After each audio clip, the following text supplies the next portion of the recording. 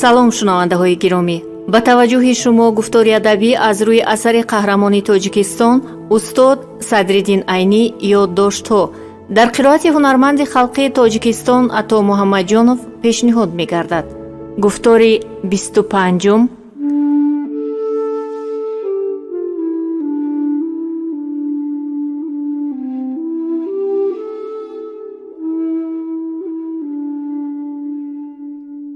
پس گناه این بندیان چی باشد؟ من باز پرسیدم. گناه اینها اگر به جای گناهکار دیگر آورده نشده باشند معلوم است. گفت آن آدم و ایضاح داد. باید اینها دهقانانی باشند که به سبب نابودگی مالیات پادشاهی را انداز را داده نتوانسته باشند، یا اینکه با حاکم و قاضی های ولایت ها سرکشی کرده باشند و اگر گناهشان بسیار کلان باشد باید دخترشان را به دختریابان امیر نسپرده باشند، یا راضی نشده باشند که پسرشان را آدمان امیر آورده به او پیشکش کرده بعد از آن به چرکابخانه سربازان کفگزی او در آورده نگاه دارند. دیگر چه گناه می داشتند اینها؟ عجب نیست که دزد باشند، گفت پیرک.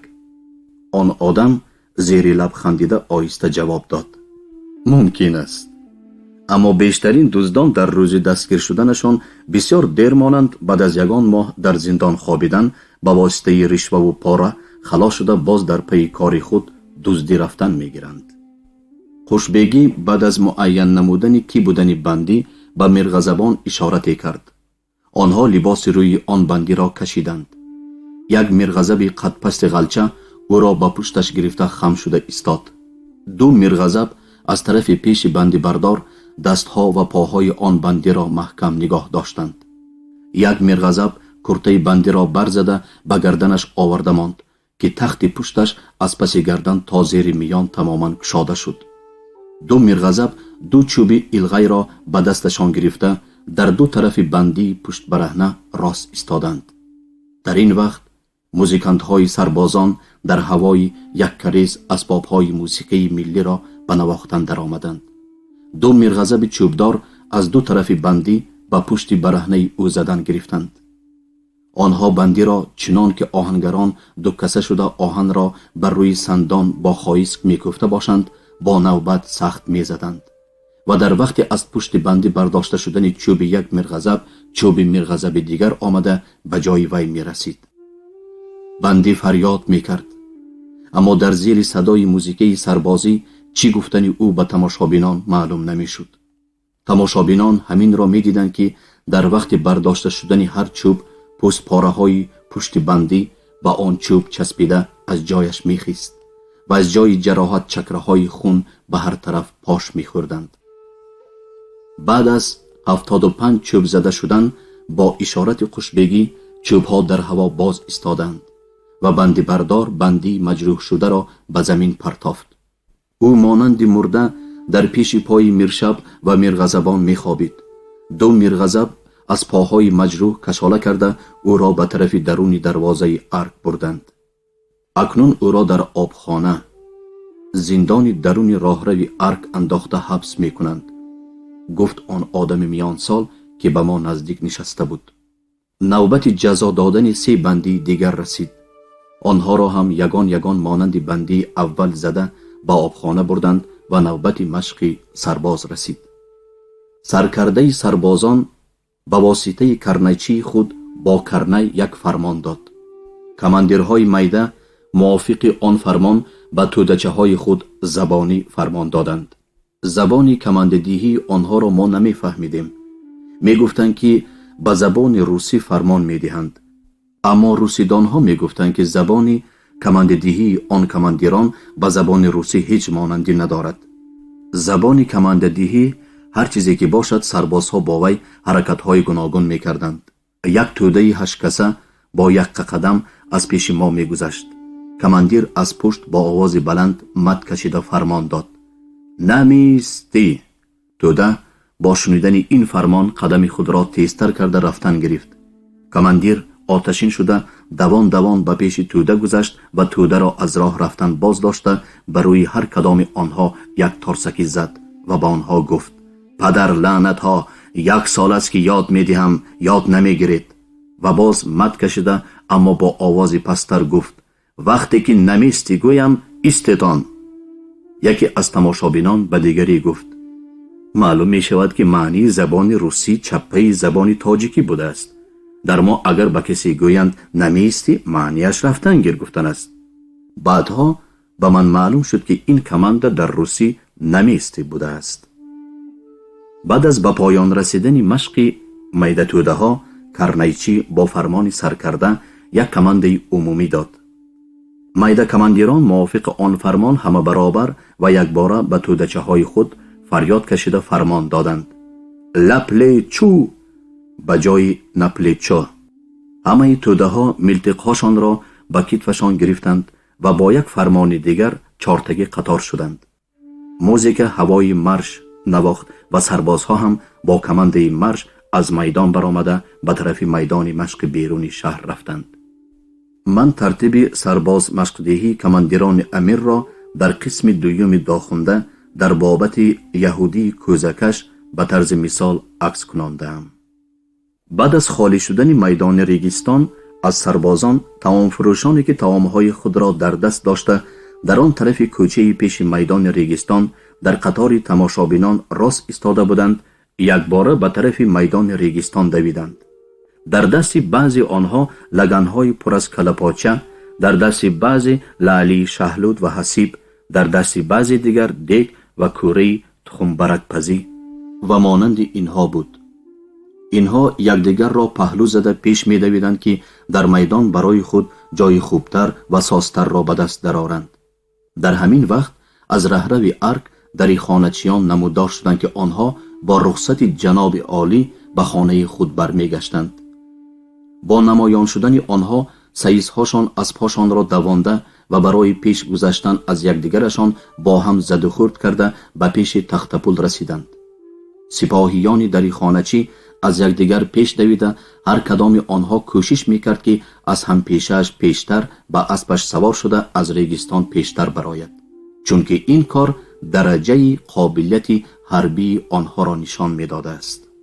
دیگر در این وقت با فریاد کرده یسو را نگاه دار، یعنی ترتیب را نگاه دار گفتن اودیچی کسی گوش نمیداد. سپاهیان به سر اسب همدیگر زده میخواستند که هم پیشه خود را پس ماننده خود پیشتر اسب دوانند و در این زد و خورد اسبهای آنها به بعضی توام فروشان بر میخوردند که لگنهای آنها چپه شده توامهای فروشیشان به زمین میریخت. آن گونه توام فروشان با غرغر آن سپاهی را دشنام داده طعام خاک آلوده شدهشان را از زمین گرفته خاکهای با نمی طعام لای شده را با آستینشان پاک کرده دیگر باره به لگن انداخته برای خورندگان تیار می کردند.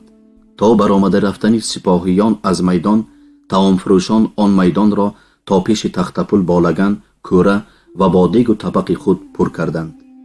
در آن وقت ریگستان از میدان پیش قصر پادشاهی زیادتر به میدان طعام فروشی سیر فیض‌آباد که در اطراف خانقاه تشکیل می‌یافت مانند شده ماند.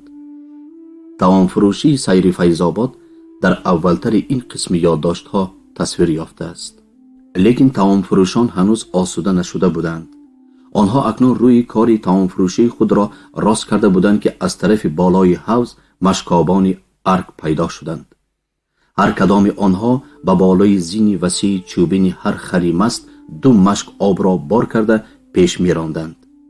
خرهای مست مانند دری خانچیان در دویدن از یکدیگر رش کرده گوش و گردن یکدیگر را گزیده به هم دیگر لغت پرانده اراس زنان پیش می دویدند. خرها با این حرکت خود به سر طعام فروشان آن بلایی را که از پای سپاهیان آورده بودند بر زیاد کرده می آوردند. در آن میان کار یک کله پاچه فروش دقت مرا به خود بسیارتر کشید. یک خورنده آمده به پیش آن کله پاچه فروش نشسته بود که خری مشکاب لگن او را لغت زده چپه کرد. فروشنده مشکاب را نفرین کنان با دست راستش از دامن خریدار محکم می داشت که وی خیسته نرود و با دست چپش پاچه های به زمین پاش خورده را غنداشته لای های آن را به لب لگن مالیده پاک کرده به پیش خریدار تقدیم می کرد. در قطار مشکاب را دشنام دادن با مزه بودن پاچه های خود را هم تعریف می کرد. ما از ریگستان برآمدیم. پیرک به من گفت امروز آدم کشی نشد. بیا که به تو کشش خانه آدم را نشان دیم. اگر خواهی خودت یگان وقت آمده آدم کشی را میبینی. من قبول کردم و ما هر دو از میدانی که پیوسته به میدان ریگستان بوده در وی میوه فروشان در زمین یا در دکانچه های کپگی می نشستند گذشته به گوشه غرب شمالی آن میدان رسیدیم. در آنجا یک چقوری لایدان بود که در وقتهای بارش آب برف و باران ریگستان و اطراف آن در وی غون می شده است. هر وقت که آن چقوری با لایهای تگنشینی آب برف و باران پر شود، مردم آنجا لای سیاهی بدبوی وی را کنده برآورده به اطرافش می پرتافتند. همان روزها به تازگی کنده بودند که به بوی لای سیاهی پوسیده آن چقور و اطراف آن طاقت کردن ممکن نبود و بدبویی آنجا از بدبویی کوششخانه پیش مدرسه میر عرب ماندنی نداشت. از روی ایزاهی پیرک آدمان را در لب همین چقوری می کشتند که خونشان به همین لایدان شاریده می رفته است. پیرک در همان لب چقوری ایستاده خانه ای را که در بلندی ارک بوده دریچه شیشناکش به طرف میدان ریگستان کشاده می شد نشان داده گفت: امیر پگاهانی در همان خانه که سلام خانه اش می نامند نشسته سلام اهل دربار را قبول می کند و از همان دریچه به ریگستان نگاه کرده مشق سرباز، جزا دادن و کشته شدن آدمان را تماشا می کند. در اطراف آن چقور و اندک دورتر از آن ارغمچین فروشان در زمین نشسته مالهاشان را به پیششان پهن کرده می فروختند. در روبروی آن چقوری در دیوار بینای بالای حوض هم چند دکانچه ها بودند که در آنها نیز ریسمان ارغمچین فروخته می شد. پیرک آنها را به من نشان داده گفت: یک شاعری بیکار مانده مضمونی در یک جا واقع شدن کوششخانه آدم و بازار ریسمان را به کار برده شعر زیرین را گفته است: دل برده از کفم صنم ریسمان فروش، یاران کنون سری من و بازار ریسمان. در بخارا بازار ریسمان کنایه از کوششگاه آدم بود.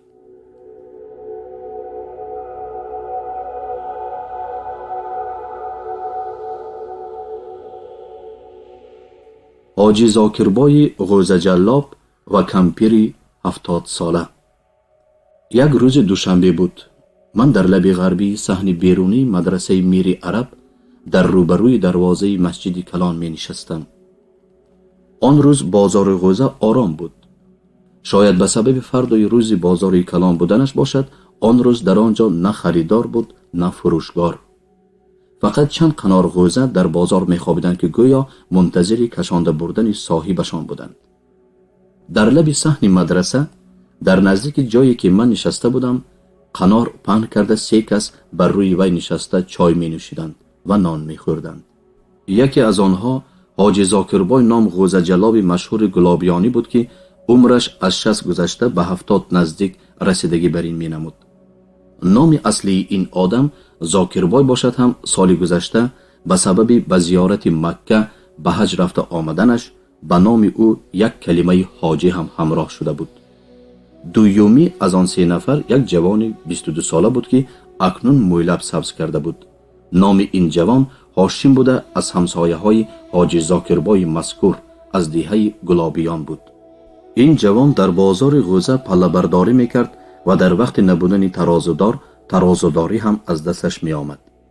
حاجی زاکر کامل جان نام پسر داشت که با غجدوانی های ما آشنا بوده به حجره ملا حامدی صوتی رفت و آمد می کرد و هوس درسخوانی هم داشت.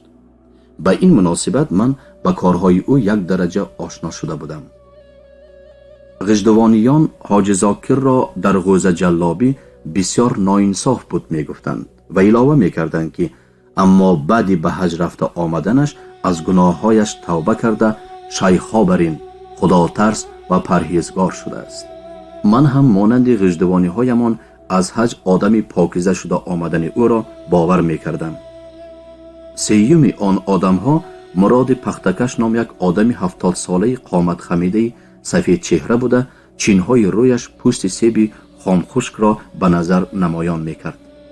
این آدم در وقت جوانیش پختکشی می کرده است و بعد از دست و میانش از کار برآمدن به بازار غوزه به قراولی در آمده است. حاجی زاکر در وقت چای نوشی از سفر خود به حج گپ می زد. در مدینه قبر پیغمبر را چگونه زیارت کردنش را، در مکه به خانه کعبه چگونه در آمدنش را به همصحبتان خود حکایه می کرد.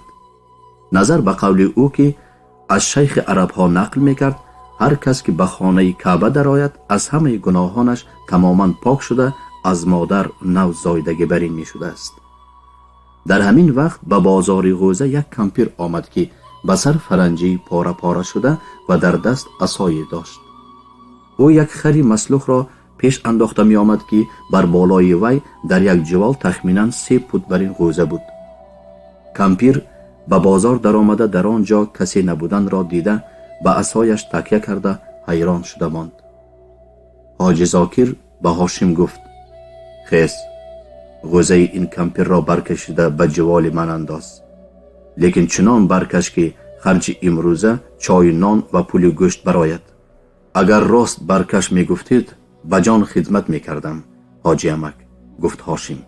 لیکن جوان بعد از لیکن چیزی نگفت و به زمین نگاه کرده ماند. لیکن دزدی نمی کنم گوی؟ همین طور نی؟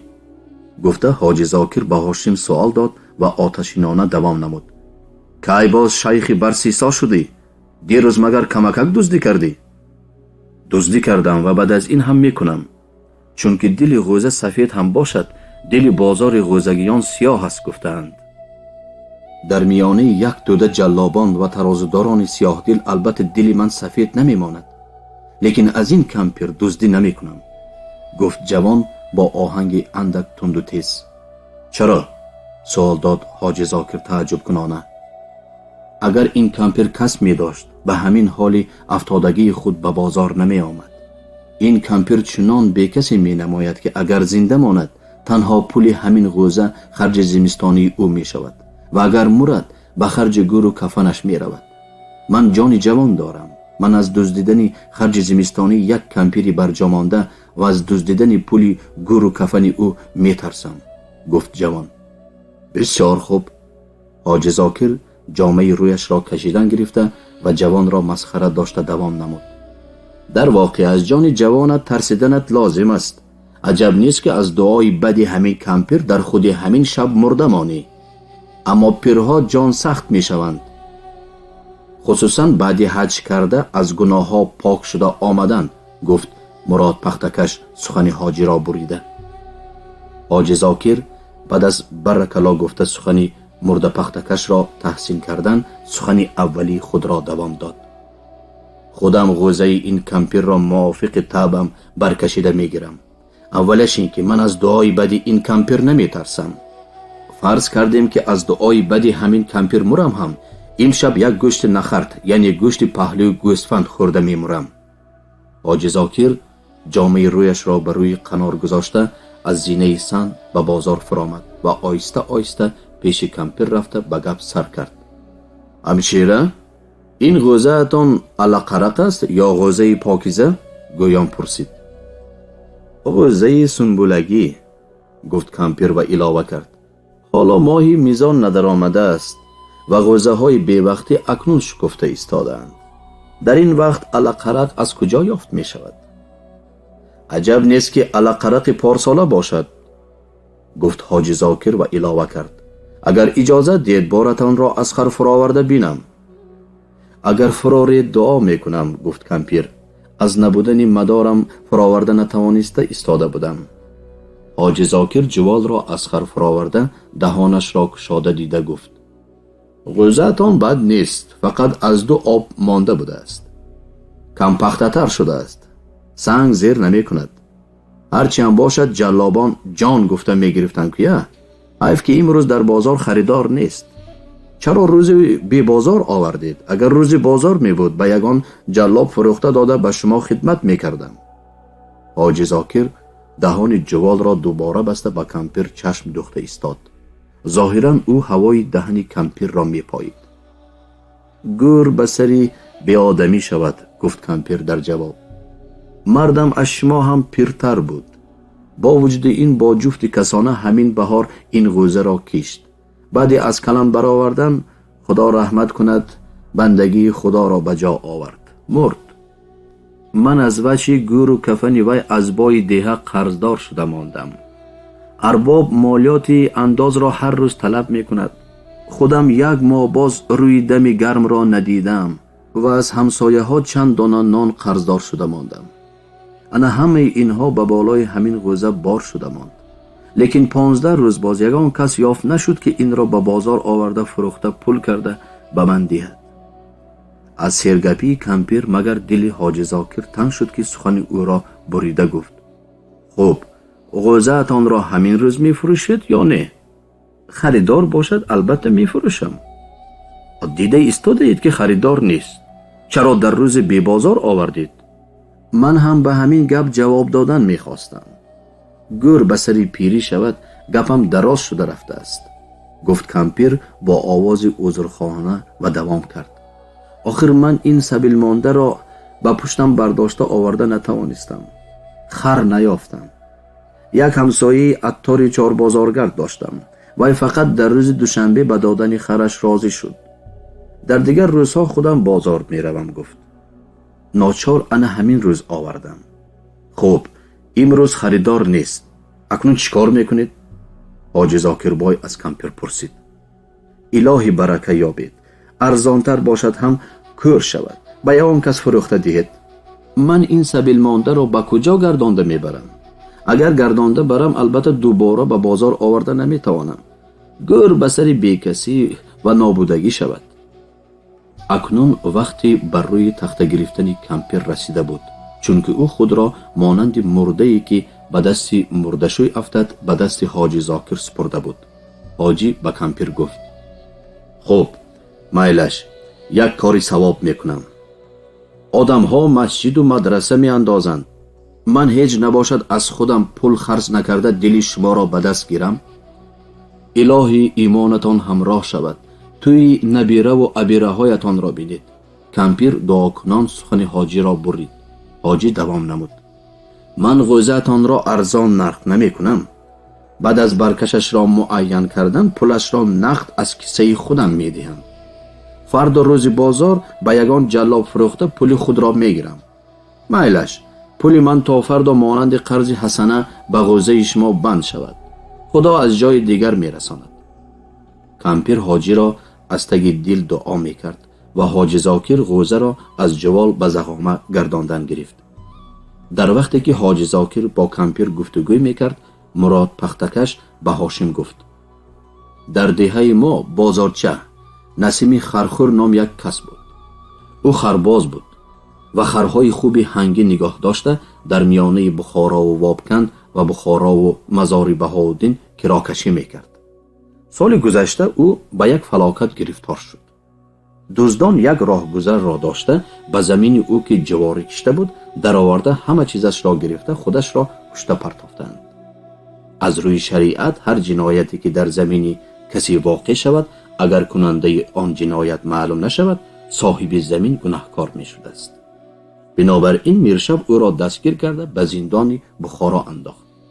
در مدت 1 سال خرهای او را هم زمین جواری کشته‌اش را برادرش فروخته برای خلاصی دادرش به میرشب خوراند. اما او خلاص نشد.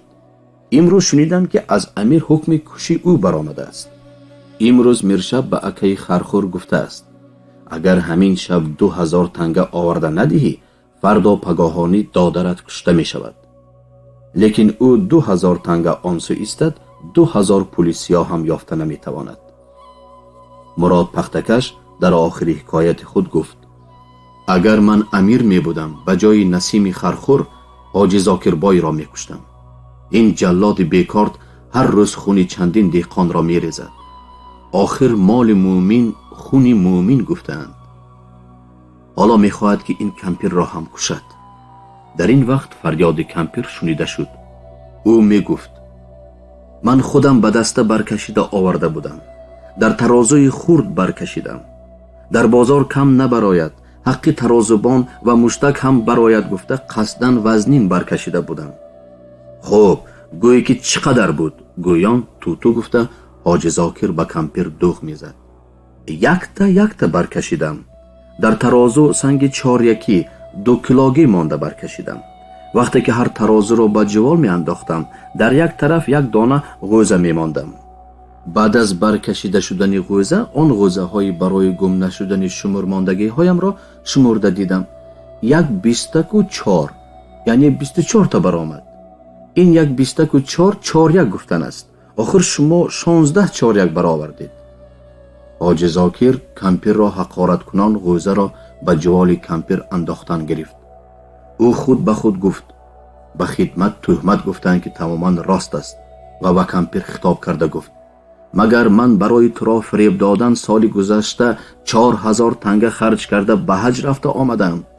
غوزه‌ات را گرفته بر منجلق، بعد از مردنت ارباب دیهات فروخته به تو گور و کفن میکند. کمپیر سوش شد. من گردانده برده نمیتوانم. هر چی که کنید من به خدا میسپارم گفت او. به خدا میسپرده است گفت. حاجی زاکر خود به خود و به کمپیر نگاه کرده سخنش را دوام کنانید. مگر خدا کاری دیگر ندارد که از پی به عمل آوردن سپارشی تو میدود؟ آخر حاجی زاکر بای بعد از زاری و التجای کمپیر غوزه را به جوال خود انداخته نمیدانم چند پول باشد به کمپیر داد. کمپیر آن پول را نشمرده به نوگ رومال سربندش بست. جوال خالی را به بالای خر پرتافته وی را پیش انداخته از سازنان از بازار برآمدن گرفت. من گمان کردم که او به یارمندی کسی به خر سوار شده نمیتواند. بنابراین به پیش او دویده رفتم که به خرش سوار کرده مانم، اما او قبول نکرد. من پیر شدم، بر بالای خر نشسته نمیتوانم، چشمم سیاه می رود و می غلطم. گفت کمپیر الهی خدا به این نیت نیکت تو را به مرادت رساند. گویان او مرا دعا کرد و در حالتی که از چشمان خشکیده‌اش به رخساره پژمرده‌اش آب می شارید از بازار برآمده رفت. من از بازار غوزه برآمده راست به حجره پیرک رفتم و به او گفته های مراد پختکش را نقل نموده او را از احتمال فردا پگاهانی کشته شدن نسیم خرخوری بازارچگی خبردار کردم و از وی التماس نمودم که فردا پگاهانی برای دیدن آدم کشی همراه من به ریگستان رود. او قبول کرد. من به حجره اکم رفتم. هوشم در سر نبود و خیالم به کمپیر بند بود. شب خوابم نبرد. هر وقت که چشمم را می پوشیدم هیکل فرتوت کمپیر در حالتی که گریه کنان و از سازنان از بازار برآمده می رفت به نظرم